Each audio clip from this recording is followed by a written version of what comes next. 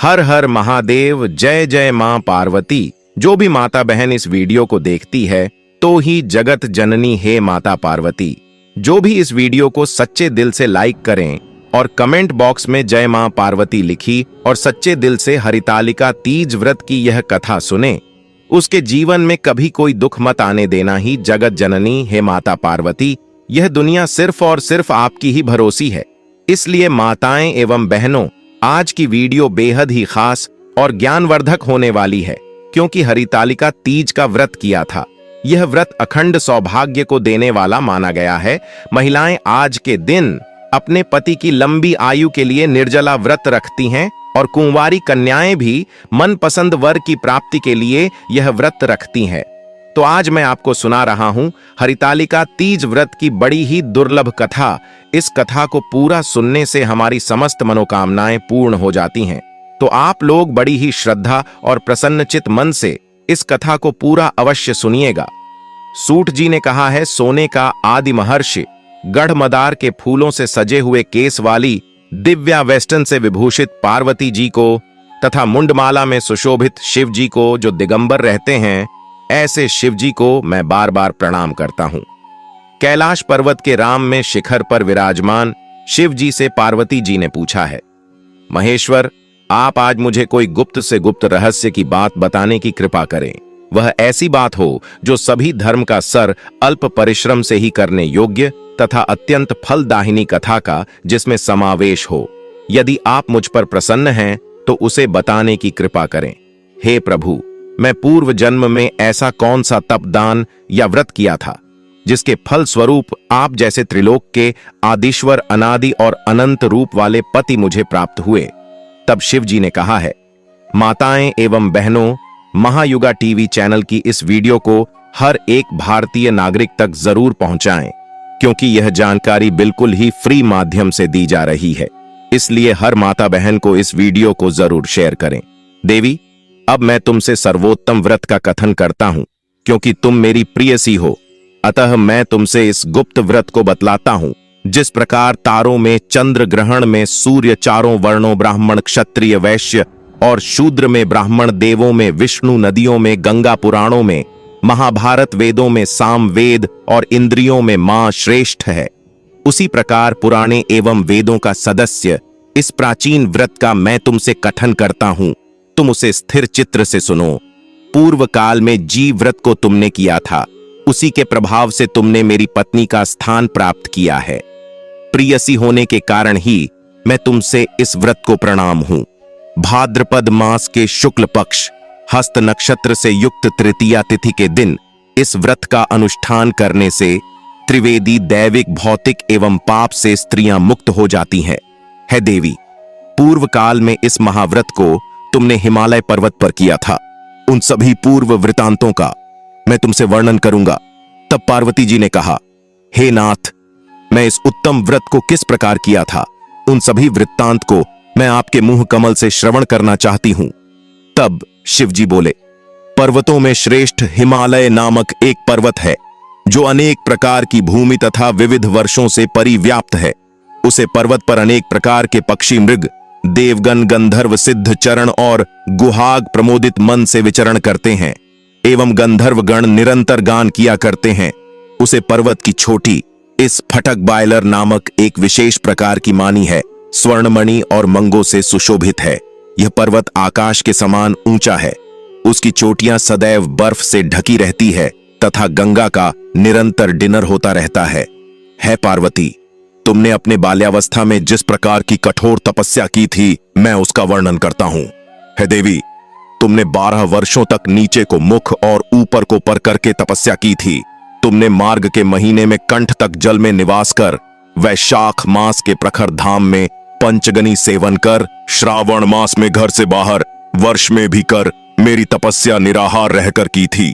तुम्हारे इस उग्रता को देखकर तुम्हारे पिता बहुत ही दुखद एवं चिंतित हुए।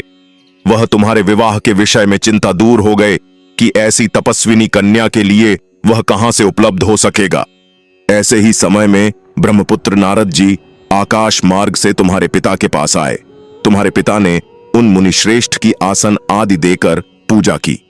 ईमान ने कहा है, मुनि प्रवर, आप अपने आने का कारण बताइए, क्योंकि पर सौभाग्य से ही आप जैसे महानुभावों का आगमन होता है। उत्तर में नारद मुनि ने कहा है, पर्वतराज, आप मेरे आने का कारण जानना चाहते हैं तो सुनिए। मुझे भगवान विष्णु ने आपके पास संदेशवाहक के रूप में भेजा है और कहा है कि अपनी इस कन्या रत्न को किसी योग्य पुरुष के ही हाथ में अर्पित करें। संपूर्ण देवों में वासुदेव से बढ़कर अन्य कोई देव नहीं है, इसलिए मेरी भी यही राय है कि आप अपनी कन्या भगवान विष्णु को सौंपकर जगत में यशस्वी बने। नारद जी की बात सुनकर हिमालय ने कहा, यदि भगवान विष्णु ने इस कन्या को ग्रहण करने की स्वयं इच्छा की है तो मुझे कोई आपत्ति नहीं है, क्योंकि आपकी समझी है, इसलिए अब आज से इस संबंध को निश्चित ही समझिए। हेमंत द्वारा इस प्रकार का निश्चात्मक उत्तर प्रकार नारद जी उसे स्थान से अंतर्ध्यान होकर शंख चक्र गद्धा एवं पद्मधारी विष्णु जी के पास उपस्थित हुए। उन्होंने हाथ जोड़कर प्रणाम करते हुए विष्णु भगवान से कहा, है देव, मैं आपका विवाह संबंध पर्वतराज हनुमान की पुत्री से निश्चित कर दिया है। उधर हिमान ने प्रसन्न होकर तुमसे कहा कि है पुत्री, मैं तुम्हारा विवाह भगवान विष्णु के साथ पक्का कर दिया है। पिता द्वारा विपरीतार्थक वाक्य सुनकर तुम अपनी सखी के घर चली गई और वही भूमि पर लाकर अत्यंत विलाप करने लगी।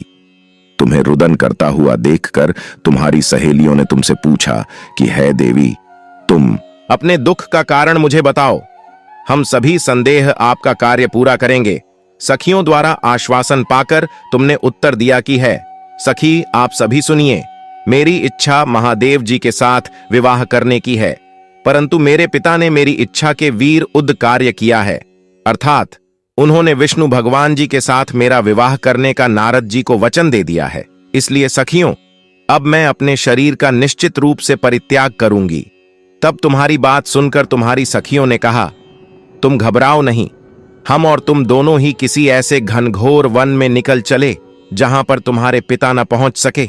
इस प्रकार की गुप्त मंत्र न करके तुम अपनी सखियों के साथ निर्जन वन में पलायन कर गई। तदनंतर तुम्हारे पिता हनुमान ने पास पड़ोस के प्रत्येक घरों में तुम्हारी खोज की, किंतु तुम्हारा कहीं भी पता न लगा। तुम्हारे पिता ने तुम्हें न पाकर मन में संदेह किया कि कहीं किसी देव दानव किन्नर आदि ने मेरी पुत्री का अपहरण तो नहीं कर लिया है। माताएं बहनों, अभी तक आपने कमेंट बॉक्स में हर हर महादेव जय मां पार्वती ना लिखा हो तो जरूर ही लिख दे, जिससे माता पार्वती आपसे बहुत ही जल्दी प्रसन्न हो जाती है और आपको हर एक मनोकामना इस कथा को पूरा खत्म होते होते ही पूरी हो जाती है। इसलिए जय मां पार्वती अवश्य ही कमेंट में लिखें। वे इस सोच में भी पड़ गए कि अब मैं नारद जी को क्या जवाब दूंगा, क्योंकि मैंने उनसे विष्णु जी के लिए पुत्री के विवाह का वचन दिया था। अब मैं उपहास का पत्र बनेगा। ऐसे सोचते सोचते वह घबराकर मूर्छित हो गए। उनके संध्यासुन होते ही सभी लोग उनके समीप एकत्रित होकर उनसे पूछने वालों की है, पर्वतराज, आप अपनी मूर्छित अवस्था का कारण मुझे बताइए। कुछ स्वस्थ होने के बाद हिमालय ने उन लोगों से कहा कि मेरी कन्या का किसी ने अपहरण कर लिया है, अथवा हो सकता है किसी विस्तार सर्प ने डस लिया हो, अथवा सिंह व्यग्र आदि किसी हिंसक पशु ने भाषण कर लिया हो। यही मेरे दुख का कारण है। ना जान मेरी पुत्री कहां चली गई, अब मैं क्या करूं। ऐसा कहते हुए हिमालय इस प्रकार का अपने लगे जैसे किसी प्रचंड आंधी में वृक्ष हिलने लगते हैं। तत्पश्चात तुम्हारे पिता तुम्हारी खोज में भयानक जंगल के भीतर अग्रसर हुए। इधर तुम तो पहले से ही अपनी सखियों के साथ उसे भीषण वन में जा चुकी थी। उस स्थान पर एक नदी प्रवाहित हो रही थी। मां एक गुफा भी थी। तुमने इस गुफा में जाकर ऑस्ट्रेलिया और निराहार रहकर मेरी बालू की मूर्ति बनाई जो शिव पार्वती सहित थी। इस मूर्ति की तुमने स्थापना की। जब भाद्रपद मास के शुक्ल पक्ष की तृतीय हस्त नक्षत्र से युक्त आई, तब तुमने उसे दिन रात्रि में जागरण कर गीत बांध आदि के साथ मेरा भक्ति पूर्वक पूजन किया। तुम्हारे द्वारा की गई उसे कठिन तपस्या एवं व्रत के प्रभाव से मेरा सिंहासन चलाएं मन हो उठा, और जहां तुम सखियों के साथ ही उस स्थान पर मैं जा पहुंचा। मैंने तुमसे कहा कि है भरने, मैं तुमसे अत्यंत प्रसन्न हूं, तुम मुझे अपना इच्छित पर प्राप्त कर लो। तब उत्तर में तुमने कहा कि है देव, यदि आप मुझ पर प्रसन्न हैं तो आप मुझसे कैलाश पर्वत पर आ गया। मेरे चले जाने के बाद तुमने प्रातःकाल नदी में स्नान कर मेरी स्थापित मूर्ति का विसर्जन किया। इतना करने के बाद तुमने अपनी सखियों के साथ व्रत का पारण किया। इस समय तुम्हारे पिता हिमालय भी तुम्हें खोजते हुए इस जंगल में आ पहुंचे, किंतु वन की गहनता के कारण चारों ओर ढूंढने पर भी तुम्हारा कुछ भी अता पता न लगा। आप तो भी निराश होकर भूमि पर गिर पड़े। पुनः उठने के बाद हिमालय ने 2 कन्याओं को सूक्त अवस्था में देखा। उन्होंने निकट आकर तुम्हें गोद में उठा लिया और रुदन करने लगे। रोते रोते ही उन्होंने तुमसे पूछा कि तुम इस घनघोर जंगल में किस प्रकार आ पहुंची। पिता की बात सुनकर तुमने उनसे कहा कि दाद में अपना विवाह शिव जी के साथ करना चाहती थी, परंतु मेरी इच्छा के प्रतिकूल अपने विष्णु भगवान से मेरा वैवाहिक संबंध स्थिर कर लिया। इसी कारण रुष्ट होकर मैं अपनी सखियों के साथ गृह का परित्याग कर इस भीषण वन में चली आई है दांत। यदि आप मुझे घर ले जाना चाहते हैं तो मुझे महादेव जी से विवाह करने की आज्ञा दीजिए। मेरा ऐसा ही दृढ़ निश्चय है। तुम्हारे इस दृढ़ संकल्प को जानकर तुम्हारे पिता ने ठीक है कहा और वह तुम्हें अपने साथ घर वापस ले गए। घर पहुंचने पर मेरे साथ तुम्हारा पानी ग्रहण हुआ। इस व्रत के प्रभाव से तुमने अचल सौभाग्य प्राप्त कर लिया। मैंने आज तक इस व्रत का कथन किसी से नहीं किया है देवी, तुम अपनी सखियों के द्वारा अपना हरण की गई, इसी से इस व्रत का नाम हरितालिका पड़ा। इसके बाद पार्वती जी ने कहा है, प्रभु आपने इस व्रत के नाम का निरूपण तो कर दिया, अब इसके विधान तथा महात्मा का वर्णन भी कीजिए। इस व्रत को करने से क्या फल होता है, ताकत को पहले किसने किया था, यह भी बतलाने की कृपा करें। तब शिव जी ने कहा है, देवी अब मैं तुमसे इस व्रत का विधान बताता हूं। सौभाग्य की कामना करने वाली सभी नारियों के लिए यह व्रत करने योग्य है, क्योंकि यह व्रत स्त्रियों का सौभाग्यदायक है। सर्वप्रथम केले के खाबों से एक मंडप का निर्माण करें। तदनंतर उसे मंडप को विविध वर्णों के वेस्टन से आचारित कर उसमें सुगंधित चंदन का लेप करें। फिर उसमें पार्वती सहित मेरी बालू की मूर्ति बनाकर स्थापित करें और शंकर भारी मृदंग आदिवासियों को बचाकर विविध प्रकार के सुगंधित पुष्पों एवं नावेद आदि चढ़कर मेरी पूजा करें। पूजन के बाद उसे दिन रात्रि में जागरण करें। सुपारी जामुन मुसम्मी नंगी आदि का भोग अर्पित करें। नारियल के जल से अभिषेक करें। 5 मुख वाले शांति स्वरूप एवं त्रिशूलधारी शिव को मेरा नमस्कार है ऐसा कहकर नमन करें। नंदी भृंगी महाकाल आदि गानों से युक्त शिव को मेरा नमस्कार है तथा सृष्टि स्वरूपिणी प्रकृति रूप शिव की कांटा पार्वती को मेरा नमस्कार है ही सर्व।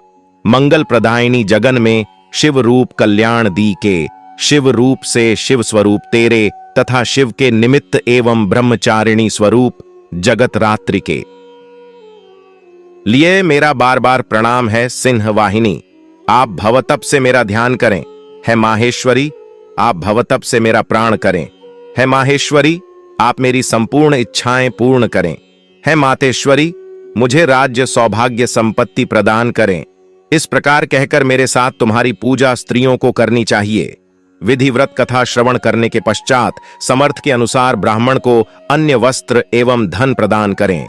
तदनंतर भू यशी दक्षिणा देकर संभव हो तो स्त्रियों को आभूषण आदि भी दिन। इस सौभाग्य वर्धिनी पुनीत कथा को अपने पति के साथ श्रवण करने से नारियों को महान फल की उपलब्धि होती है देवी, इस विधि से जो स्त्रियां इस व्रत को करती हैं उन्हें 7 जन्मों तक राज्य सुख एवं सौभाग्य प्राप्त होता है। व्रत के दिन जो नई अन्न का आहार ग्रहण करती है वह 7 जन्म तक संतानहीनता एवं विधवा होती है। जो स्त्री उपवास नहीं करती वह दरितारी पुत्र शौक से दुखी एवं झगड़ालू होती है तथा नरकवास करके दुख होती है। जो नई इस व्रत के दिन भोजन करती है उसे सुकरी दुग्धपन करने से, सर्पणी जल का पान करने से जोक अथवा मछली मिष्ठान भाषण करने से चींटी आदि योनि में जन्म लेना पड़ता है। अनुष्ठान की समाप्ति पर नारियों को चाहिए कि वह चांदी सोने तांबे अथवा इन सभी के अभाव में पास की दलिया में वस्त्र फल पकवान आदि रखकर दक्षिण के साथ ब्राह्मण को दान करें। अंत में दूसरे दिन व्रत का पारण करें। जो नारियां इस विधि से व्रत का अनुष्ठान करती हैं वह तुम्हारे सामान अनुकूल पति को प्राप्त कर इस लोक में सभी सुखों का उपभोग करती हुई अंत में संयुक्त मुक्ति प्राप्त करती हैं। इस कथा के श्रवण कर लेने से ही स्त्रियां हजारों अश्वमेध यज्ञ एवं सैकड़ों वाजपेयी यज्ञ के करने का फल प्राप्त करती हैं। है देवी, मैं तुमसे इस सर्वोत्तम व्रत का कथन किया जिसके करने से करोड़ों यज्ञ का फल सहज ही प्राप्त होता है। अतः इस व्रत के फल का वर्णन सर्वप्रथम यह है। लिए अब मनोकामनाओं को पूर्ण करने वाली भगवान शिव और माता पार्वती की बड़ी ही दुर्लभ कथा को सुनते हैं। एक बार की बात है, माता पार्वती शिव जी को पति रूप में प्राप्त करने के लिए घोर तप कर रही थी। उनके तप को देखकर देवताओं ने शिव जी से देवी की मनोकामना को पूर्ण करने की प्रार्थना की। शिव जी ने पार्वती जी की परीक्षा लेने सप्तर्षियों को भेजो। शब्द आर्षियों ने शिव जी के सैकड़ों अवगुण गिरी, पर पार्वती जी को महादेव के अलावा किसी और से विवाह मंजूर नहीं था। सज्जनों, विवाह से पहले सभी व अपनी भाभी पत्नी को लेकर अस्वस्थ होना चाहते हैं। इसलिए शिव जी ने स्वयं भी पार्वती जी की परीक्षा लेने की ठानी। भगवान शंकर प्रकट हुए और पार्वती जी को वरदान देकर अंत ध्यान हुए। इतने में पार्वती माता जहां तप कर रही थी, वहीं पास में तालाब में मगरमच्छ ने एक लड़के को पकड़ लिया। लड़का जान बचाने के लिए चिल्लाने लगा। पार्वती जी से उसे बच्चों की जीत सनी नहीं गई। द्रवित हृदय होकर वार्तालाप पर पहुंची। देखी है कि मगरमच्छ लड़के को तालाब के अंदर खींच कर ले जा रहा है। लड़के ने देवी को देखकर कहा, मेरी ना तो मन है ना आप, ना कोई मित्र, माता आप मेरी रक्षा करें। पार्वती जी ने कहा, है मगरमच्छ, इस लड़के को छोड़ दो। मगरमच्छ बोला, दिन के छठे पर में जो मुझे मिलता है उसे अपना आहार समझकर स्वीकार करना मेरा नियम है। ब्रह्मदेव ने दिन के छठे पहाड़ इस लड़के को भेजा है, मैं इसे क्यों छोड़ूं? पार्वती जी ने विनती की, तुम इसे छोड़ दो, बदले में तुम्हें जो चाहिए वह मुझसे कहो। मगरमच्छ बोला, एक ही शर्त पर मैं इसे छोड़ सकता हूं। आपने तब करके महादेव जी से जो वरदान लिया है, यदि उसे ताप का फल मुझे दे दो तो मैं इसे छोड़ दूंगा। पार्वती जी तुरंत तैयार हो गई। उन्होंने कहा, मैं अपने तप का फल तुम्हें देने को तैयार हूं, लेकिन तुम इस बालक को छोड़ दो। मगरमच्छ ने समझाया, सोच लो देवी, जोश में आकर संकल्प मत करो। हजारों वर्षों तक जैसा तप किया है वैसा देवताओं के लिए भी संभव नहीं है। उसका सारा फल इस बालक के प्राणों के बदले चला जाएगा। पार्वती जी ने कहा, मेरा निश्चय पक्का है, मैं तुम्हें अपने तप का फल देता हूं, तुम इसको जीवन दे दो। मगरमच्छ ने पार्वती जी से तप दान करने का संकल्प करवाया। तप का दान होते ही मगरमच्छ का डे तेज से चमकने लगा।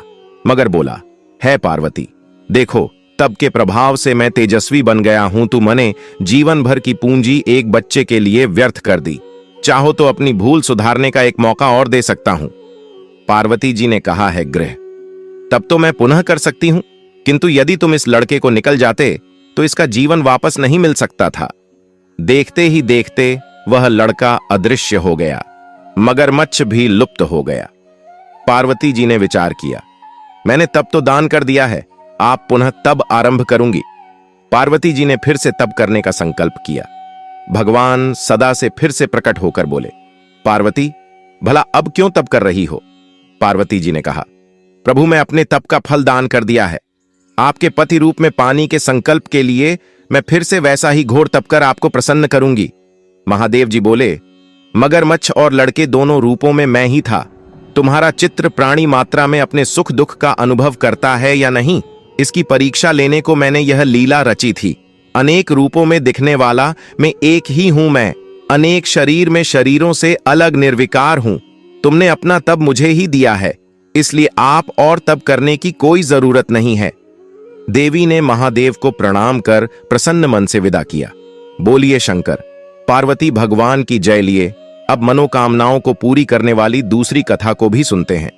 नारद जी ने एक बार भोलेनाथ जी की स्तुति करके पूछ, प्रभु, आपको प्रसन्न करने के लिए सबसे उत्तम और सुलभ साधन क्या है? त्रिलोकीनाथ, आप तो निर्विकार और निष्काम हैं, आप सहज ही प्रसन्न हो जाते हैं। फिर भी मेरे जानने की इच्छा है कि आपको क्या प्रिया है। तब शिव जी बोल, नारद जी, वैसे तो मुझे भक्ति के भाव सबसे प्रिय हैं, फिर भी आपने पूछा है तो मैं बताता हूं। मुझे जल के साथ साथ फिल्म पत्र बहुत प्रिय है, जो अखंड बिली पत्र मुझे श्रद्धा से अर्पित करते हैं। मैं उन्हें अपने लोक में स्थान देता हूं। नारद जी भगवान शंकर और माता पार्वती की वंदना कर अपने लोक को चले गए। उनके जाने के पश्चात पार्वती जी ने शिव जी से पूछा है, प्रभु, मेरी यह जानने की बड़ी तीव्र इच्छा हो रही है कि आपको बेलपत्र इतना प्रिय क्यों है। कृपा करके मेरी जिज्ञासा को शांत करिए। तब शिव जी बोल, फिल्म के पत्ते मेरी जाता के समान है। उसका त्रिपत्र यानी 3 पाद ऋग्वेद, यजुर्वेद और सामवेद है। शाखाएं समस्त शास्त्र का स्वरूप है। फिल्म वृक्ष को आप पृथ्वी का कल्प वृक्ष समझे, जो ब्रह्मा विष्णु शिव स्वरूप है पार्वती, स्वयं दूसरों ने शैल पर्वत पर बिल्व वृक्ष रूप में जन्म था। इस कारण भी बिल का वृक्ष मेरे लिए अति प्रिय है। दूसरों ने फिल्म का रूप धर। यह सुनकर पार्वती जी को तो हाल में पड़ गई। पार्वती जी को तो हल से उपजी जिज्ञासा को रोक न पाई। उन्होंने पूछा, देवी लक्ष्मी ने आखिर फिल्म वृक्ष का रूप क्यों लिया? आप यह कथा विस्तार से कहें। भोलेनाथ ने देवी पार्वती को कथा सुनना शुरू किया है। देवी सतयुग में ज्योति रूप में मेरे अंश का रामेश्वर लिंग था। ब्रह्मा आदि देवों ने इसका विधिवत पूजन अर्चन किया था। इसका परिणाम यह हुआ कि मेरे अनुग्रह से वणी देवी सबकी प्रिया हो गई। वह भगवान विष्णु को सतत प्रिया हो गई। मेरे प्रभाव से भगवान केशव के मन में वजह देवी के लिए जितनी प्रीत उपज हुई, वह स्वयं लक्ष्मी जी को नहीं। भाई, लक्ष्मी देवी का श्री हरि के प्रति मन में कुछ दुरावा पैदा हो गया। वह चिंतित और रुष्ट होकर चुपचाप परम उत्तम श्रीशैल पर्वत पर चली गई। वहां उन्होंने तप करने का निर्णय किया और उत्तम स्थान का चयन करने लगी। दूसरों ने उत्तम स्थान का निश्चय करके मेरे लिंग विक्रय की उग्र तपस्या प्रारंभ कर दी। उनकी तपस्या कठोरता होती जा रही थी। है परमेश्वरी, कुछ समय बाद महालक्ष्मी जी ने मेरे लिंग विग्रह से थोड़ा उधर में एक वृक्ष का रूप धारण कर लिया। अपने पत्तों और पुष्प द्वारा निरंतर मेरा पूजन करने लगी। इस तरह दूसरों ने 1 करोड़ वर्ष तक घोड़ा आराधना की। अंततः उन्हें मेरा अनुग्रह प्राप्त हुआ। मैं वहां प्रकट हुआ और देवी से इस घर तक की आंकासा पूछकर वरदान देने को तैयार हुआ। दूसरों ने मांगा कि श्री हरि के हृदय में मेरे प्रभाव से वाग्देवी के लिए जो इसने हुआ है वह समाप्त हो जाए। शिवजी बोले, मैं दूसरों को समझाया कि श्री हरि के हृदय में आपके अतिरिक्त किसी और के लिए कोई प्रेम नहीं है। वहां देवी के प्रति उनका प्रेम नहीं, अभी तो श्रद्धा है। यह सुनकर लक्ष्मी जी प्रसन्न हो गई और पुनः श्री विष्णु के हृदय में स्थित होकर निरंतर उनके साथ विहार करने लगी है। पार्वती दूसरों के हृदय का एक बड़ा विकार इस प्रकार दूर हुआ था। इस कारण हरिप्रिया इस वृक्ष रूप में सर्वदा अति से भक्ति से भरकर यान पूर्वक मेरी पूजा करने लगी है। पार्वती, इसी कारण बिल्व का वृक्ष का आश्रय लेकर रहता हूं। बिल्व वृक्ष को सदा सर्व तीर्थ में एवं सर्वदेव में मनाना चाहिए, इसमें तनिक भी संदेह नहीं है। बिली पत्र बिल फुल वृक्ष अथवा बलवा काष्ठ के चंदन से जो मेरा पूजन करता है वह भक्त मेरा प्रिय है। बिल्व वृक्ष को शिव के समान ही समझो। वह मेरा शरीर है जो बिल पर चंदन से मेरा नाम अंकित करके मुझे अर्पण करता है। मैं उसे सभी पापों से मुक्त करके अपने लोक में स्थान देता हूं।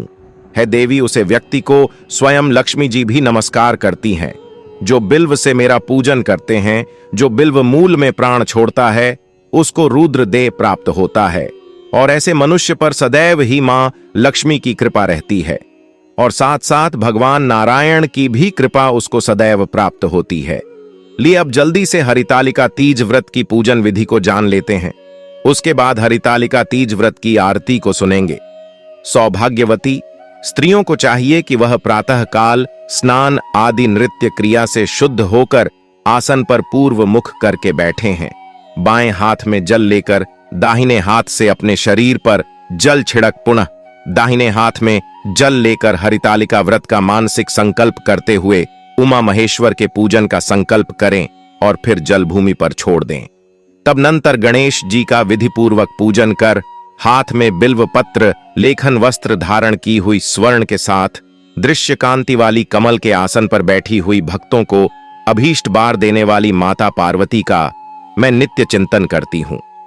इसी प्रकार मदार की माला कैसे में धारण की हुई, दिव्य वस्त्र से विभूषित ऐसी पार्वती तथा मुंडमाला धारण किए हुए दिगंबर ऐसे शिवजी का चिंतन करती हूं।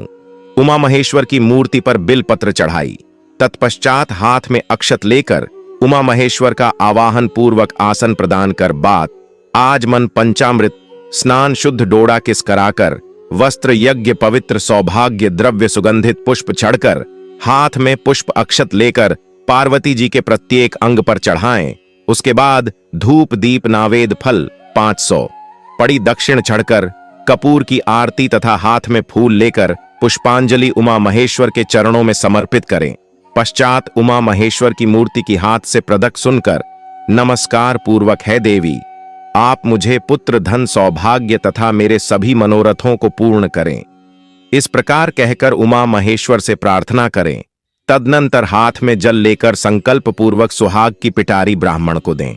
उसके बाद हरितालिका व्रत की कथा ब्राह्मण द्वारा अथवा अन्य किसी के द्वारा श्रवण करें या स्वयं पढ़े लिए। अब माताएं बहनों, आप सभी से हाथ जोड़कर निवेदन है कि वीडियो को हर एक भारतीय नागरिक तक जरूर शेयर करें और कमेंट बॉक्स में अभी तक आपने हर हर महादेव ना लिखा हो तो जरूर ही लिख दें। माताएं बहनों, इस वीडियो को हम यहीं पर समाप्त करते हैं, पर आपको कुछ भी हमसे पूछना है तो आप हमें कमेंट में पूछ सकते हैं। और हमारे हर हर महादेव, जय मां।